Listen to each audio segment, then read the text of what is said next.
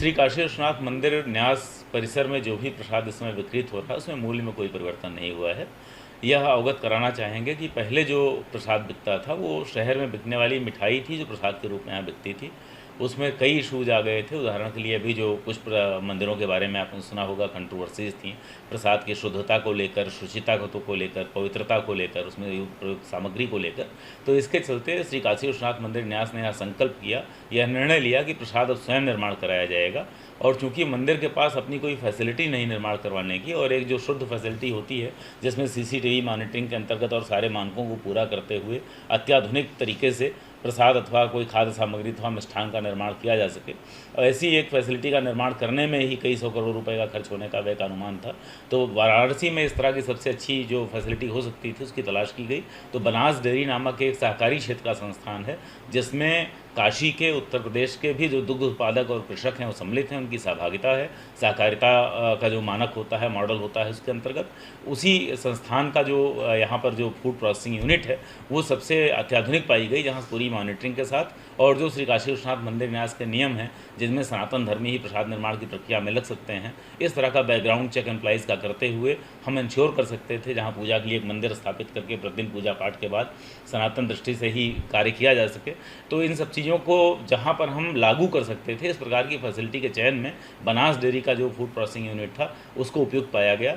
तो उस food processing unit का प्रयोग करते हुए मंदिर अब अपने प्रसाद का निर्माण स्वयं करवा रहा है और मंदिर स्थित काउंटर से उन प्रसाद को वितरित किया जा रहा है। इस प्रकार से जो प्रसाद निर्माण की प्रक्रिया होती है, जाहिर सी बात है जब मास स्केल पर कहीं मिठाई बनती है तो उसका रेट अलग होगा, और जब केवल प्रसाद बनेगा उसका स्केल भी कम होगा, वो सीमित मात्रा में बनेगा। और मंदिर निर्माण इकाई बनाएगी और उसमें जो कंपोनेंट प्रयोग किए जा रहे हैं वो श्री विश्वेश्वर को अर्पित बेलपत्र जो है उनका चूर्ण बनाकर 0.07% का उनका एक कंपोनेंट है। प्रत्येक लड्डू में कम से कम इतना प्रतिशत बेलपत्र, बिल्वपत्र जो शैव मत में बहुत ही शुद्ध माना गया है, पवित्र माना गया है और वो विश्वेश्वर को अर्पित भी है, वह उसमें सम्मिलित है। तो इस नाते उसकी शुद्धता और शुचिता को बनाए रखते हुए उसका जो कॉस्ट ऑफ मैन्युफैक्चरिंग है, जिसको बनाने की जो लागत आती है वो थोड़ी सी ज़्यादा हो रही है, परंतु उसके बाद भी वह सीमा के अंतर ही है। 120 रुपये का 200 ग्राम का पैकेट मिल रहा है और जो भक्तगण हैं उनके द्वारा बहुत अच्छा रिस्पांस भी है, लोग इसको पसंद कर रहे हैं, लोग तारीफ़ कर रहे हैं कि वास्तव में विशिष्ट रूप से मिठाई खाने में और प्रसाद खाने में अंतर होना चाहिए। तो जो हमने अपना फीडबैक लिया अपने श्रद्धालुओं से, श्रद्धालुओं ने भी इसकी प्रशंसा की है। तो विश्वेश्वर प्रसन्न हैं, श्रद्धालु प्रसन्न हैं और मंदिर न्यास अपनी तरफ से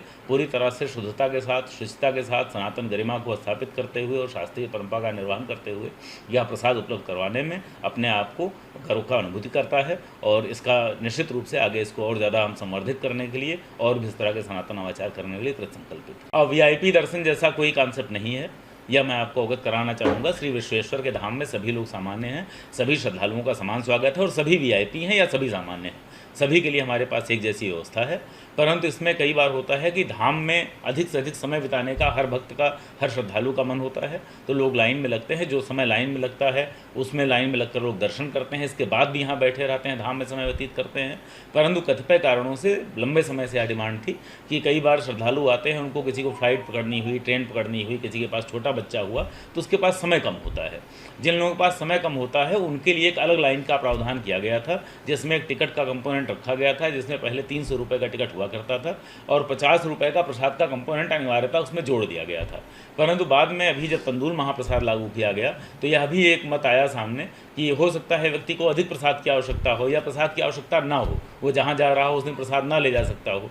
तो इस तरह की परिस्थितियों के लिए प्रसाद की अनिवार्यता वाला जो कंपोनेंट है उसको समाप्त किया गया है। तो जो 50 रुपये का प्रसाद पहले अनिवार्यता दिया जाता था, वह कंपोनेंट समाप्त किए जाने के कारण अब 250 रुपये में सुगम दर्शन का टिकट जो पहले का मूल्य था उसी मूल्य में मिल रहा है। तो ऐसा कोई परिवर्तन नहीं हुआ है।